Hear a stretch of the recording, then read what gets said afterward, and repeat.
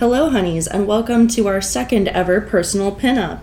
If you are unfamiliar with the premise of this style of episode, it is essentially one in which I take a couple images, postcards, actual photos, whatever the case may be, off of my personal art wall that I've been curating for the last little over 6 years, and I tell you the stories behind them, why they deserve to be up there, where I got them, so on. I figure this is a nice way for me to become a little more of a person in all of your eyes, and a nice way for us all to share in understanding how art and design can make a difference and remind us of positive memories every day. And because we want this bonus episode to stay nice and short for you all, let's go ahead and get started with our first selection in the second edition. The first piece we will talk about today is actually not technically on the wall, but situated just below it on a little 2-inch wide shelf portion. I'm not quite sure why the wall was designed that way, but I'm not mad because I get to display more things. But back to the object at hand, it is a print of the cover of the book Corduroy, the kids' book. But what makes this piece so unique is that the outline of the image of Corduroy the button, it's composed of the actual text of the book. If you look closely, you can tell you've got every single line, every single bit of text, from the copyright of the very first pages to the title page, every single line of the story, and then even the credits in the back. So it's a really cool kind of twofer image. I love the creativity behind this combination, behind this design style, and it's especially meaningful to me because it manages to combine two of my favorite things. As a kid who was hiding under my covers for years and years and years, for hours at a time with flashlights, it's amazing to me to see two of my favorite things, books and art, combined into one. And it's all the better because Corduroy was my favorite kids' book. I absolutely loved the ideas behind it. The idea that that little boy saw the imperfect bear, wanted him anyway, that the kindly janitor or night watchman, I think it was a night watchman, took the time out of his life to repair that button for Corduroy so that he could find a home. All of it is so cheesy, adorable. It's just a story that's always delighted me. So I'm very grateful to have a way to reference it in the art wall. And as so many of the personal pinup features are, this one also reminds me of someone special. It was a former Christmas gift. Our second object is my younger brother's Eagle Scout ceremony invitation.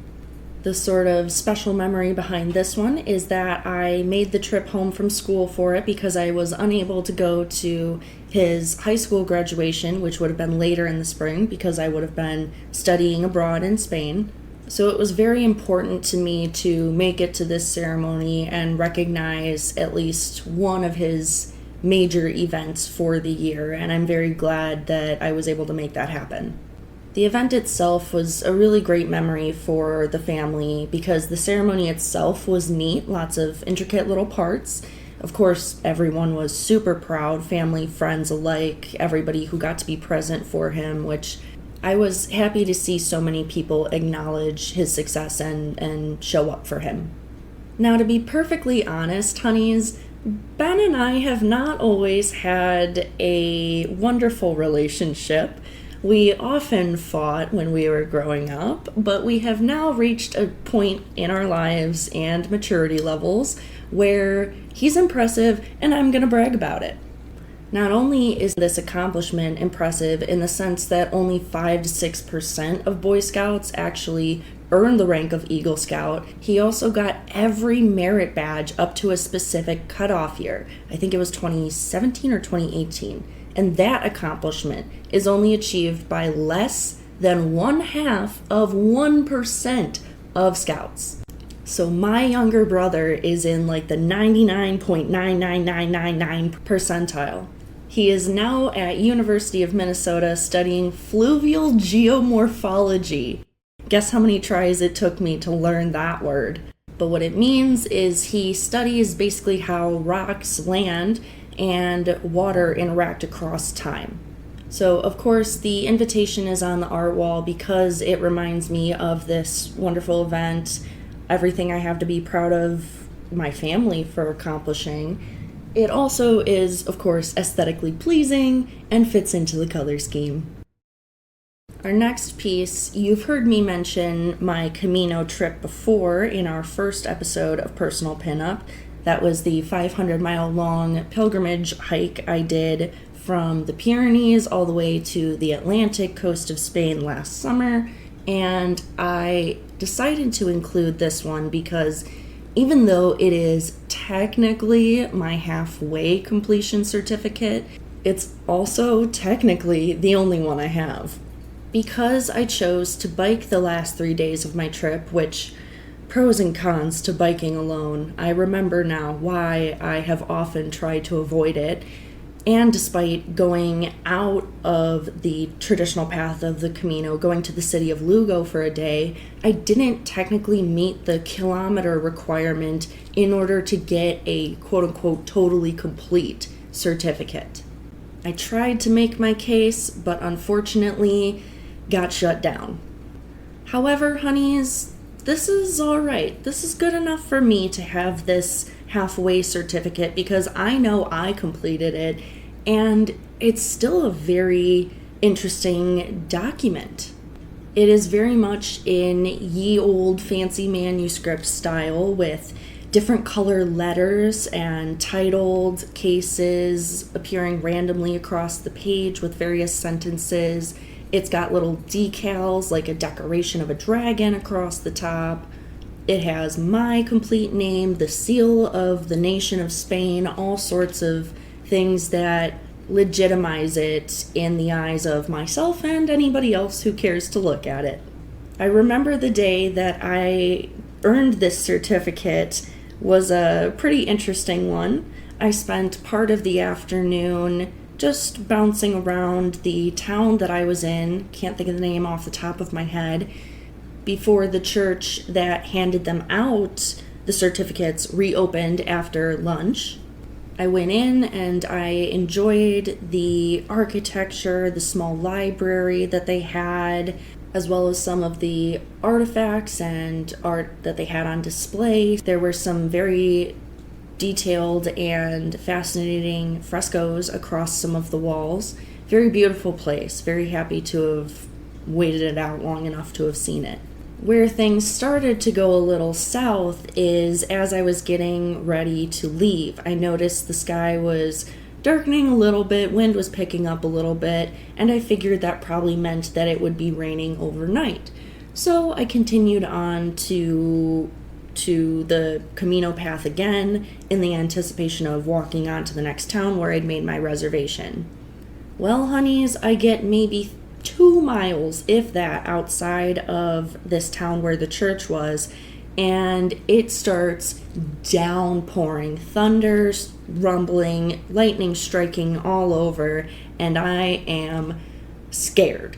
I throw on my raincoat, I put my rain cover over my backpack real quick so that everything I own doesn't get soaked, and I start doing that straight-legged sprinting that we do when we're terrified, but we don't want to outright run because it feels cowardly. And I was thinking to myself, oh God, what have I done? And just then I noticed there's a small branch in the path. One part of it goes to the town I had a reservation in. The other path went to the next closest town, which I could see bits and pieces of through some of the trees. Of course, I decide to go for the closer town because I don't want to get fried out here. And when I walk in, the first building I see with an open door is a granary. So I poke my head in and I don't see anybody or no alarms go off. So I figure this is a decent enough place to shelter out the rain at least. Well, I walk in, and a gentleman who was kind of tucked into the corner, who I hadn't seen, just says hello and strikes up a conversation like this is all perfectly normal, and I was a little startled, but then enjoyed the conversation with him. He called his brother-in-law to come get us both from this granary and bring us towards the center of town, me to the local hostel, him to their house. So I go, but I of course do the lone woman in a foreign country thing of safety and take pictures of the license plates and whatnot. But it's truly a 2-minute drive to the front door, and when I get there, I am the only guest in this entire hostel. The host and I had fish sticks for dinner. We listened to music on his playlist, but also a few songs of his own that he played in a band with. We talked about his experiences of his own walking the Camino. It was really a great time, especially the fish sticks. I giggled like a little kid when he set them on the table because I genuinely couldn't remember the last time I had had them. That experience summarizes a good bit of my Camino journey, being sort of forced to put my trust, my faith in other people, even strange men, and things working out for the best, having all of these happy once-in-a-lifetime kind of accidents along the way. That's really why I keep talking about that trip, is I don't think I will ever have another one like it. Our next piece, I just call her my girl because honestly, I don't know a single thing about the work. I don't know the artist's name, the title, any of that. I just know that it is a collage of a young woman in a dress with a black tight top, sweetheart neckline, and a sort of frilly, ruffly, pinkish skirt, a cocktail at her side, and flowers in her hair. She sat leaning against the meeting point of a wall and floor. I saw it at a Target when I was probably 10, and I just found it super compelling. I loved the composition and the details of every piece of the collage. There's something maybe forlorn, maybe peaceful about the girl's expression that all these years later I still can't figure out what exactly it is she's feeling or reacting to, but the color scheme is just gorgeous. She hung above my bed for many years. She went with me to college in the first few editions of the art wall. So she's been a nice sort of constant presence in my life. Maybe more importantly though, she's meaningful to me because she's one of the first Christmas presents ever given to me by my dad at a point when he and my mom were still dating and he was still relatively new in my life. It was an early bit of connection between us that reminds me of how lucky I am to have him in my life. I picked a photograph for this pinup as well, one of the sunset off the back of my parents' boat overlooking Lake Delavan in Wisconsin. If you've never heard my accent before, I'm sure you did right there. But anyway, in this one, you can see the edges of the leather lounge sections on either side, the teak outboard, the wake of the boat, and the sunset and the horizon, the tree line beyond that. The photo is on my wall because it reminds me of things I have loved in the past and or still have love for. This includes boating, skiing, going real fast, sunset cruises, the freedom of the water, either swimming or boating upon it, nature at large.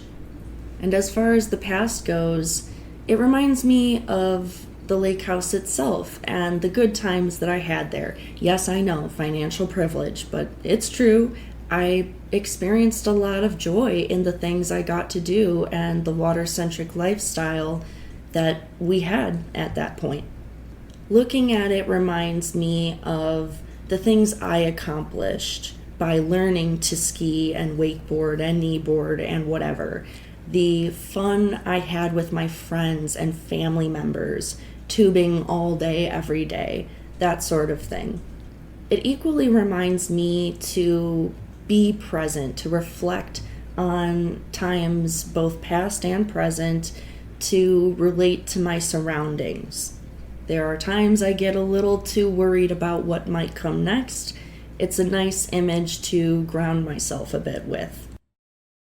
Last but not least is my postcard from the Chihuly Glass and Gardens exhibition that my family and I went to in the summer of 2021.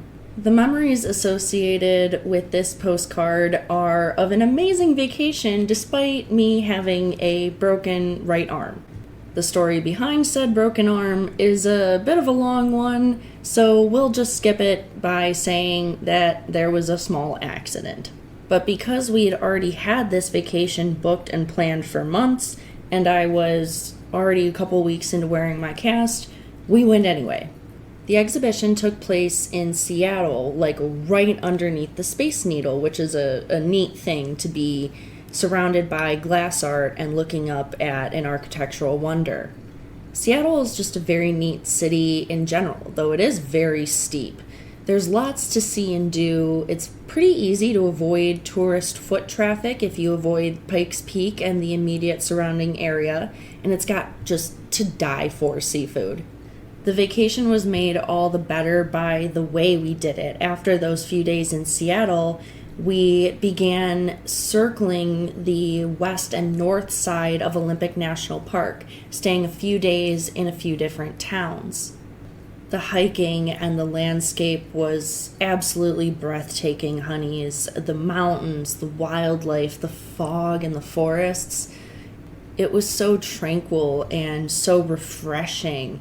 And every day had a sight that was just a little bit new. Even the ocean out there was different. I mean, the size of the driftwood trees, the pine trees up on those shores, insane. We took a family photo of the four of us standing inside the mouth of the hollowed out trunk, like where it would have split into roots if those still existed. And all four of us were fitting inside the circumference of this tree. And possibly my favorite part was that we stayed a couple nights in Forks and a couple nights in Port Angeles, and each night we watched parts of the Twilight movies and laughed so hard at how goofy and outdated those movies are. But anyways, back to the art and that exhibition. I really loved seeing everything that Chihuly could do with glass. He's got so many pieces of so many sizes. He can make so many forms, animals like mollusks and shells, so many objects, and he works across so many colors. I had never seen so many towering structures made of supports and glass pieces placed upon them in my life. The structures formed columns and garlands across ceilings. They made up forests and seascapes. It was mind-boggling. And that was just the indoor section. The presentations in the gardens were especially neat because it felt like a treasure hunt to walk through them, especially as oftentimes the green glass structures got kind of lost, blended in at first. So it was fun to point them out to each other continuously. I especially treasure that memory because my whole family was really into it. I am, with the exception of my mom, sometimes, the only serious art nerd. So it was a wonderful, rare opportunity to be able to connect with them over art and make this unique memory. All right, honeys, that has been our second edition of Personal Pinups. Hope you enjoyed the works featured and the stories behind them. I am heading off to California this weekend for a rugby tournament, the first sevens tournament of my season, so I will be beat up when I return to you on Tuesday, but in the best possible way. I hope you all enjoy your weekends as well, and until the next edition of our business, take care. This podcast was created, produced, written, hosted, edited, and fact-checked by Master's graduate Celia Bugno. Don't forget to like, share, and subscribe on all of your favorite streaming platforms as well as your social medias.